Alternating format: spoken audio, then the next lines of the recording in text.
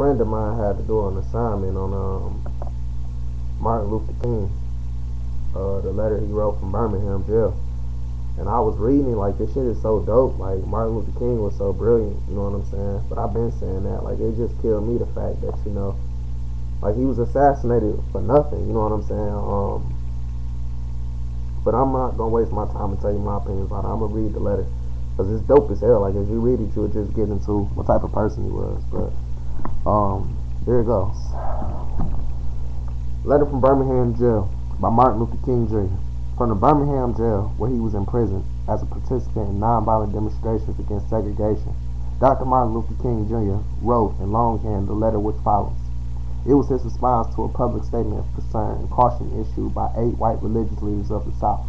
Dr. King, who was born in 1929, did his undergrad work at Morehouse College, attended the undergrad Corso Theological Seminar in Chester, Pennsylvania, one of 6 black pupils among 100 students, and the president of his class, and won a fellowship to Boston University for his Ph.D. While confined here in Birmingham City Jail, I came across your recent statement calling our present activities unwise and untimely. Seldom, if ever, do I pause to answer criticism of my work and ideas. If I sought to answer all the criticism that crossed my desk, my secretaries would be engaged in little else in the course of the day, and I would have no time for constructive work. But since I feel that you are men of genuine goodwill, and your criticisms are sincerely set forth, I'd like to answer your statement in what I hope will be planted, patient, and reasonable terms. I think I should give the reason for my being in Birmingham. Since you have been influenced by the argument of outsiders coming in, I had the honor of serving as president of the Southern Christian Leadership Conference, an organization operating in the southern states, with headquarters in Atlanta, Georgia. We have some 85 affiliate organizations all across the educational and financial resources with our affiliates. Several months ago, our affiliates here in Birmingham invited us to be on call to engage in nonviolent direct action program if such were deemed necessary. We recently consented, and when the honor came, we lived up to our promises. So I am here, along with several members of my staff, because we are invited here. I am here because I have basic organizational ties here. Beyond this, I'm in Birmingham because injustice is here. Just as 8th century prophets left their little villages and carried their thus said the Lord, far beyond the boundaries of our hometowns, and just as the apostle Paul left his little village of Taurus and carried the gospel of Jesus Christ to practically every hamlet and city of Greco-Roman world, I too am compelled to carry the gospel of freedom beyond my particular hometown. Like Paul, I must constantly respond to the Macedonian call for aid. Moreover, I am cognizant of the interrelatedness of all the communities and states. I cannot sit idly by in Atlanta and not be concerned about what happens in Birmingham. Injustice anywhere is a threat to justice everywhere. We are caught in an inescapable network of mutuality, tied in a single garment of destiny. Whatever affects one directly affects all indirectly. Never again can we afford to live with the narrow, provincial, outside agitator idea. Anyone who lives inside the United States can never be considered an outsider. You deplore the demonstrations that are presently taking place in Birmingham, but I am sorry that your statement did not express a similar concern for conditions that brought the demonstration into being. I am sure that each of you would want to go beyond the superficial social analysis, who looks merely at effects and does not grapple with underlying causes. I will not hesitate to say that it is unfortunate that so-called demonstrations are taking place in Birmingham at this time, but I will say in more emphatic terms that it is even more unfortunate that the white power structure of the city left the Negro community with no other alternative. In any non-violent campaign, there are 4 basic steps: collection of facts to determine whether injustices are alive, negotiation, self-purification, and direct action. We have gone through all these steps in Birmingham. There can be no gainsaying of the fact that radical injustice engulfs this community. Birmingham is probably the most thoroughly segregated city in the United States. Its ugly record of police brutality is known in every section of this country. It is unjust treatment of Negroes in the courts. It is a notorious reality. Excuse me. Gotta scroll up. There have been more unsolved bombings of Negroes' homes and churches in Birmingham than any other city in this nation. These are hard, brutal, and unbelievable facts. On the basis of them, Negro leaders sought to negotiate with city fathers, but the political leaders consistently refused to engage in good faith negotiations. Then came the opportunity last September to talk with some of our leaders of the economic community. In these negotiating sessions, certain promises were made by the merchants, such as the promise to remove the humiliating racial signs from the stores. On the basis of these promises, Reverend Shuttlesworth and the leader of the Alabama Christian Movement for Human Rights agreed to call a moratorium on any type of demonstration. As the weeks and months unfolded, we realized that there were victims of a broken promise. The signs remained.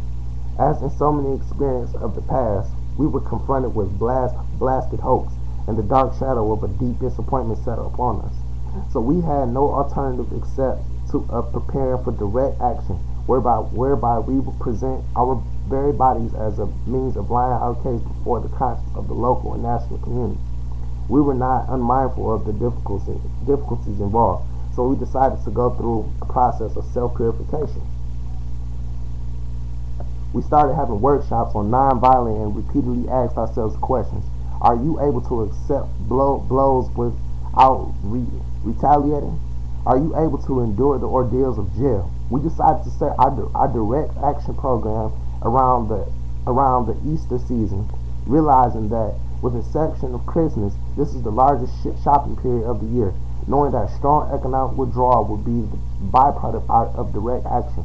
We felt this was the best time to bring pressure on the merchants for needed changes. Then it occurred to us that the March elections was ahead, and so we speedily decided to postpone action until after Election Day. When we discovered that Mr. Connor was in the runoff, we decided again to postpone action so that the demonstration could not be used to cloud the issue. At this time, we agreed to begin our nonviolent witness the day after the runoff.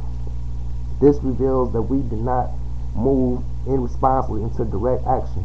We, too, want to see Mr.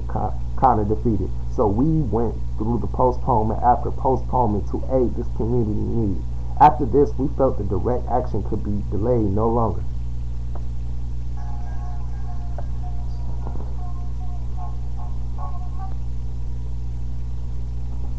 You may well ask, why direct action? Why sit-ins, marches, and so forth? Isn't negotiation a better path? You are exactly right. In your call for negotiation, indeed, this is the purpose of direct action. Non-violent direct action seeks to create such a crisis and establish such creative tension that a community that has consistently refused to negotiate is forced to confront the issue. It seeks so to dramatize the issue that it can no longer be ignored. I just referred to the creation of tension as a part of the work of the non-violent hthis. This may sound rather shocking, but I must confess that I'm not afraid of the word tension. I have earnestly worked and preached against violent tension. But there is a type of construction, nonviolent tension, that is necessary for growth. Just as Socrates felt that it was necessary to create a tension in the mind so that individuals could rise from the bondages of myths and half-truths to the unfettered realm of creative analysis and objective appraisal. We must see the need of having nonviolent gadflies to create the kind of tension in society that will help men to rise from the dark depths of prejudice and racism to the majestic heights of understanding and brotherhood. So, the purpose of direct action is to create a situation so crisis-packed that it will inevitably open the door to negotiation. I feel that. We therefore concur with you in your call for negotiation. Too long has our beloved Southland been bogged down in a tragic attempt to live in monologue rather than dialogue. One of the basic points in your statement is that our acts are untimely. Some have asked, why didn't you give the new administration the time to act? The only answer that I can give to this inquiry is the new administration must be proud about millennium to Birmingham. Well, Mr. Botwell is much more articulate and gentle than Mr. Connor. They are both segregationists, dictated, dictated to the task maintaining the status quo. Excuse me, you get what I'm trying to say. The hope I see in Mr. Botwell is that he will be reasonable enough to see the futility or massive resistance to desegregation, but he will not see this without pressure from the devotees of civil rights. My friend, I must say to you that we have not made a single gain in civil rights without determining legal and nonviolent pressure. History is the long and tragic story of the fact that privileged groups seldom give up their privileges voluntarily. Individuals may see the moral light and voluntarily give up their unjust posture, but as Reinhold Niebuhr has reminded us, groups are more moral than individuals. We know through painful experience that freedom is never voluntarily given by the oppressor. It must be demanded by the oppressed. Frankly, I have never yet engaged in direct action movement that was well timed, according to the timeable of those who have not suffered unduly from the disease of segregation. For years now I have heard the word wait. It rings in the ear of every Negro with a piercing familiarity. This weight has almost always meant never. It has been a tranquilizing thalidomide, relieving the emotional stress for a moment, only to give birth to an ill-formed infant of frustration. We must come to see the distinguished jurist of yesterday that justice too long delayed is justice denied. We have waited for more than 340 years for our God-given constitutional rights. The nations of Asia and Africa are moving with jet-like speed toward the goal of political independence, and we still creep at the horse and buggy pace toward gaining a cup of coffee at a lunch counter. I guess it is easy for those who have felt the stinging darts of segregation to say, wait. But when you have seen vicious mobs lynch your mothers and fathers at will and drown your sisters and brothers at whim, when will you have seen hate-filled policemen curse, kick, brutalize, and even kill your black brothers and sisters with immunity? When you see the vast majority of your 20 million Negroes brothers smothering in the Arctic cage of poverty in the midst of affluent society, when you suddenly find your tongue twisted and your speech stammering as you seek to explain to your 6-year-old daughter why she cannot go to the public amusement park that has just been advertised on television, and see tears swelling up in her little eyes when she is told that fun time is closed to colored children, and see the depressing clouds of inferiority begin to form her little mental sky, and see her begin to distort her little personality by unconsciously develop a bitterness toward white people. When you have to connect,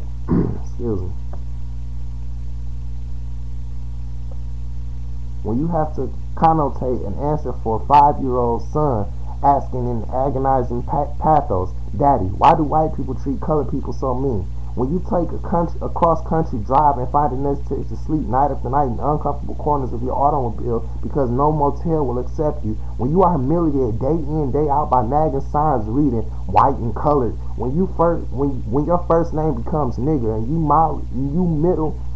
your middle name becomes boy, however old you are, and your last name becomes John, and when your wife and your mother never given the respect title Miss, when you are harried by day and haunted by night by the fact that you are a Negro, living constantly at a tiptoe stance, never knowing what to expect next, and plagued with interference and outer resentments, when you are forever fighting a degenerating sense of nobodiness, then you will understand why we feel it is difficult to wait. There comes a time when the cup of endurance runs over, and men are no longer willing to be plunged into a bias of injustice, when they experience the bleakness of corroding and despair. I hope, sirs, you can understand our legitimate and unavoidable impatience. This is only page 3. You express a great deal of anxiety over our willingness to break laws. This is certainly a legitimate concern, since we diligently urge people to obey the Supreme Court decisions of 1954 outlawing segregation in public schools. It is rather strange and paradoxical to find us consciously breaking laws. One may well ask, how can you advocate breaking some laws and obeying others? The answer is found in the fact that there are two types of laws. There are just laws and there are unjust laws. I would agree with St. Augustine that an unjust law is no law at all. Now, what is the difference between the two? How does one determine when a law is just or unjust? A just law is man-made code that squares with moral law or the law of God. An unjust law is the code